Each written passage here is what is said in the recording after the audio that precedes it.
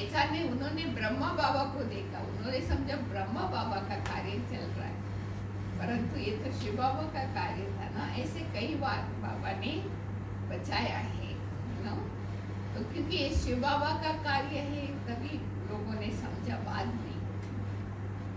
तो ऐसे कई कहानियां हैं के बाद बेगरी पार्ट भी हुआ।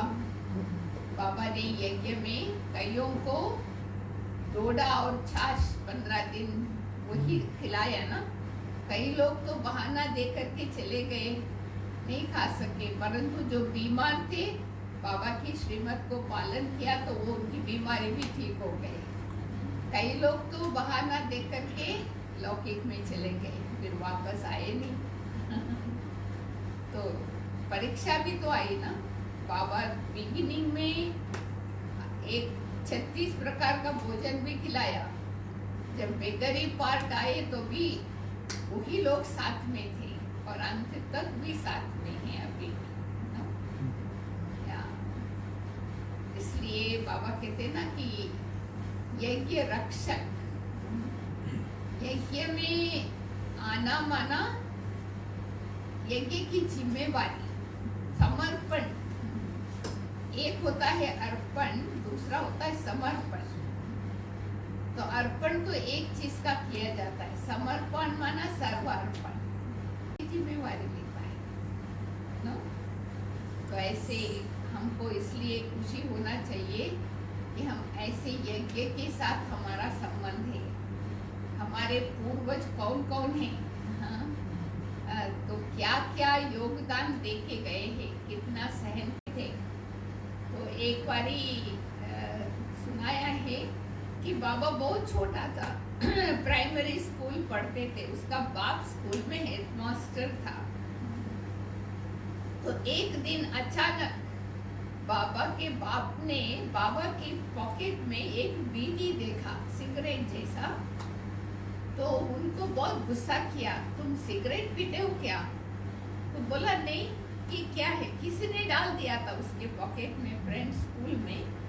तो परंतु बाप ने गुस्से से उसको घर से निकाल दिया, गेट आउट, आपको यहाँ नहीं रहना है, आप सिगरेट पीते हो। तो बाप, बच्चा तो प्राइमरी स्कूल पढ़ते थे, छोटा था, तो बाप तो कहाँ गया नहीं बाबा लेखराज कहाँ गया नहीं, वो तो बाहर ही बैठा था। तो कुछ समय के बाद दूध वाले आए घर में दूध देने के लिए, तो दरवाजा खुला, तो दूध वाले जाने के पहले बाबा खुद गया। तो बाबा के बाप ने कहा, फिर आ गया तुम? तो बाबा ने एक शब्द बोला जिसके कारण उसके बाप के दिल पिघल गया। बोला, मेरे लिए तो तुम ही बाप हो, मेरा कोई दूसरा बाप तो है नहीं, मैं कहाँ जाऊं? तो उसने फिर उस बच्चे को गले लगा के अंदर लिया। माना इसका मतलब कि उसका तो रिश्तेदार तो बहुत थे आजू बाजू में। जब बाबा ने बच्चे को निकाला ना, तो वो तो कहाँ भी जाके कंप्लेन कर सकते थे, परंतु बाबा के मन में बाप एक ही है और दूसरा नहीं है, तो बाबा की बुद्धि कहाँ भी नहीं गए। तो तभी बाबा कहते हैं ना कि अगर हम बाबा के अंदर इतना विश्वास रखते हैं तो हमारी बुद्धि कुछ भी हो, नहीं गीत है ना, चाहे मारो चाहे टुकराओ, हम आपके दर नहीं छोड़ेंगे। नो? तो ऐसे तो छोटेपन से, वैसे भी बाबा के अंदर कृष्ण की आत्मा थे ना, तो कई चतुराई थे, कई अच्छे अच्छे गुण थे। तो हम लोग कभी कभी निर्मल शांता दादी से पूछते थे कि बाबा ने कभी गुस्सा किया आप लोगों को? उसकी बेटी थे ना, तो बाबा ब्रह्मा बना दादा लेखराज के रूप से कभी भी बच्चों के ऊपर गुस्सा नहीं किया। तो कई बार बाबा के तो बिजनेस वाइस रॉयस और अच्छे अच्छे लोगों के साथ होता था ना, तो बाबा बिजनेस के कारण लंच डिनर के लिए बुलाते थे, परंतु अपना नियम तोड़ते नहीं थे। उसको खाना पीना दूसरे प्रकार का नहीं खिलाते थे, प्याज बगैर अल्कोहल नहीं। तो तो कभी कभी राजा ही कहते थे भगवान ने भूल कर दी, आपको राजा बनाना था, हमको बना दिया भूल से। तो मना बाबा ने कभी कॉम्प्रोमाइज नहीं किया, अपने नियमों पर एकदम पक्के रहे। और निर्मल शांत दादी कई बार सुनाती थी कि बाबा जैसे नहीं वो बिजनेसमैन होते हैं, कैटलॉग ले जाते हैं ना बिजनेस के लिए, जैसे डायमंड मर्चेंट, तो बाबा कैटलॉग नहीं ले जाते थे, वो नए नए ज्वेलरीज बना के निर्मल शांत दादी को पहना करके साथ में लेके जाते थे, वही कैटलॉग। तो फिर जब भी वहां जाते थे ना राजा महाराजा के पास, वो निर्मल शांता की गहने देख करके वो बच्चे कहते थे मेरे को ऐसा चाहिए, ऐसा चाहिए, ऐसा चाहिए। तो बाबा कहते थे निर्मल शांता दादी को निकाल के दे दो। तो निर्मल शांता दादी ने कहा मेरे को कभी अपनी ज्वेलरी के ऊपर अटैचमेंट ही नहीं रहा, क्योंकि बाबा हमको ले जाते थे वो नए नए डिजाइन का, एक दिन पहना दूसरे दिन उसको दे दिया। तो कभी कोई अटैचमेंट ही नहीं होता था ऐसे। तो एक बारी हंसी की बात सुनाते थे बाबा की जीवन कहानी का। स्कूल में जब पढ़ते थे ना बाबा, तो कभी कभी क्या करता था, तो बाबा कहता था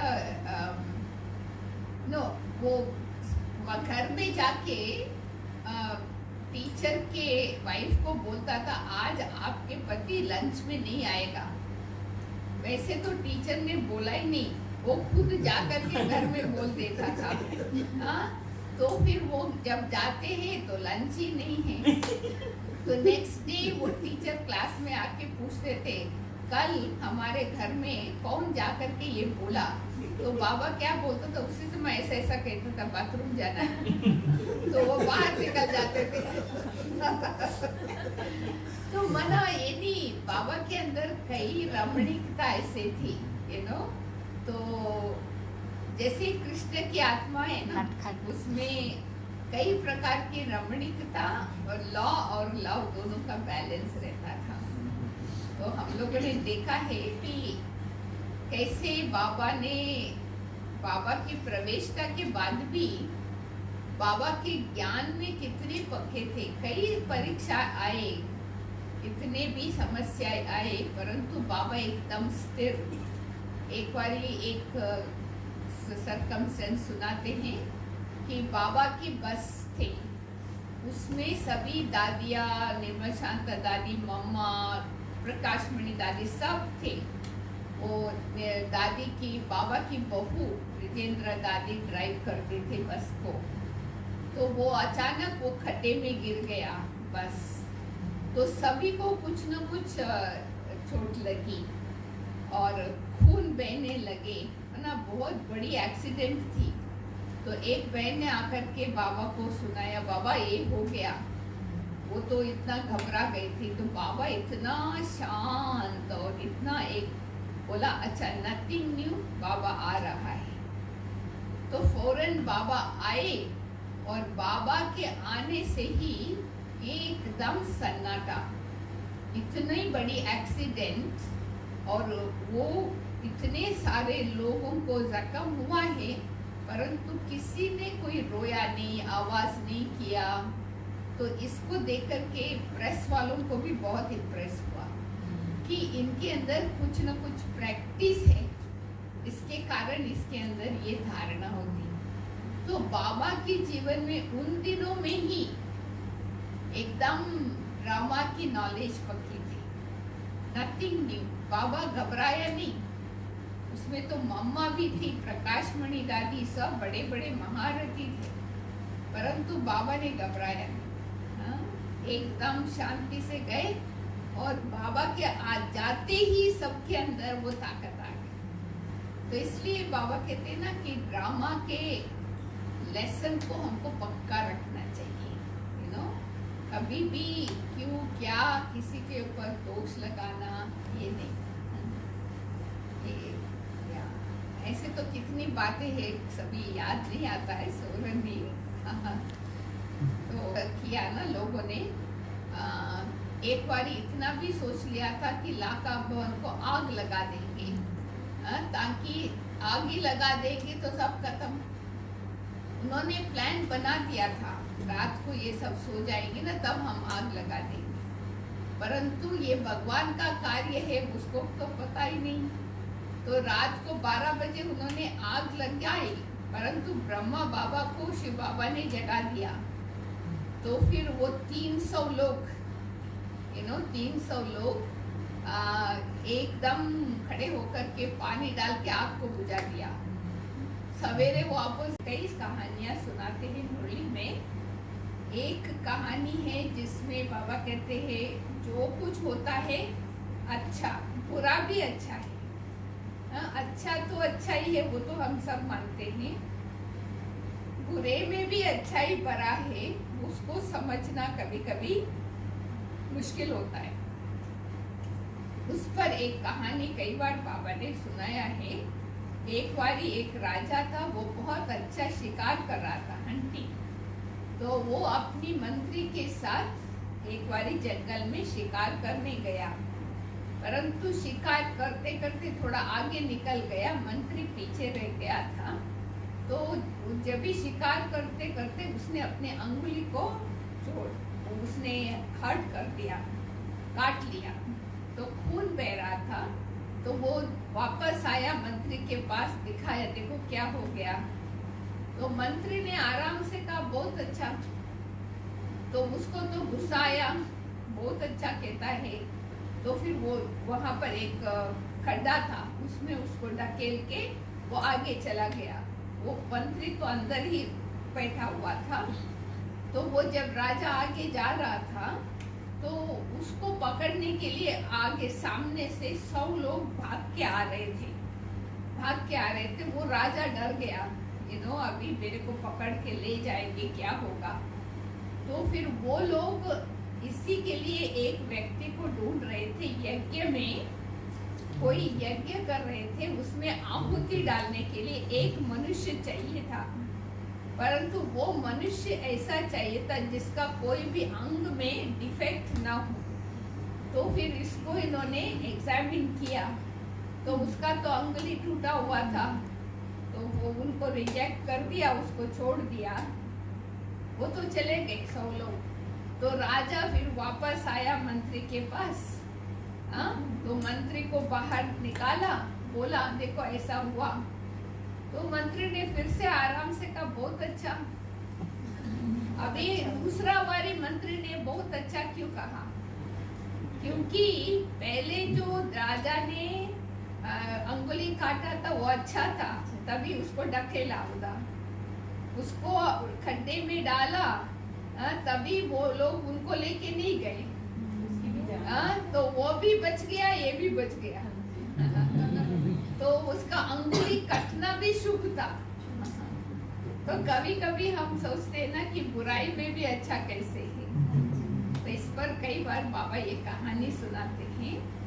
और दूसरी भी एक कहानी बाबा मुरली में सुनाते हैं कि हर एक अपने कर्म खाते हैं, कोई किसी को खिलाता नहीं है। इस पर एक बारी राजा की 7 लड़कियां थी। तो राजा ने बैठकर के 7 लड़कियों से पूछा, बताओ बेटिया आपको कौन खिलाते हैं। तो पहली जो 6 लड़कियां थी उन्होंने तो राजा की महिमा की, आप खिलाते हो। तो 7वीं लड़की ने कहा नहीं मैं अपना खाती हूँ। तो राजा को बहुत गुस्सा आया, तो फिर ऑर्डर किया इस लड़की को जंगल में जाके छोड़ के जाओ, देखेंगे अपना कैसे खाती है। तो उसको जंगल में छोड़ के आए। कुछ समय के बाद दूसरे राजधानी के राजकुमार वहां पर हंटिंग के लिए आया था। वो राजकुमारी को देखा, तो फिर राजकुमारी को अपने पैलेस में लेके गए, उसके साथ शादी की। तो फिर शादी में सभी राजाओं को बुलाया था, तो इसकी बाप को भी बुलाया था। तो जब भी वो बाप लड़की के सामने आए तो लड़की ने बाप से पूछा, बाप बताओ अभी मैं किसका खा रही हूँ। अगर बाप खिला था तो वो कैसे वहां पहुंच जाते, एक पैलेस से निकल के दूसरे पैलेस में, परंतु वो अपनी कर्मों का खाते थे ना, तो कोई किसी को खिलाता नहीं है, हर एक अपने अपने कर्म का खाता लेके आते हैं और उनको कर्म के अनुसार मिलता है। शैलेंद्र दादी, तो बाबा ने उन्हों को कहा था कि जब भी आप सेवा के लिए बाहर निकलो, जहाँ भी रहते हैं तो बाबा को याद करके निकलना। तो वो लोग फॉलो कर रहे थे एक्यूरेट बाबा का डायरेक्शन। सिर्फ एक बार ऐसा हुआ कि वो जल्दी जल्दी जाना था, तो कोई एग्जीबिशन के लिए तैयारी करने के लिए, तो जल्दी जल्दी में सब सामान डाल दिया और निकल गए घर से। और जब लिफ्ट में जाना था तो उन्होंने कहा बाबा के, वो तो बाबा के कमरे में गए नहीं, बाबा को याद ही नहीं किया, तो फिर वापस गए। तो फिर बाबा के कमरे में बैठे तो तभी बाबा ने उनको एक बात टच किया, क्योंकि उद्घाटन के लिए जा रहे हैं एग्जीबिशन, तो उद्घाटन के लिए कैंची नहीं लिया था, उद्घाटन कैसे करेंगे। तो बाबा ने उनको डायरेक्शन दिया था कि जब भी बाहर जाओ तो बाबा को याद करके निकलना। उसी दिन वो भूल गए थे बाबा को याद करना, ऐसे चले गए।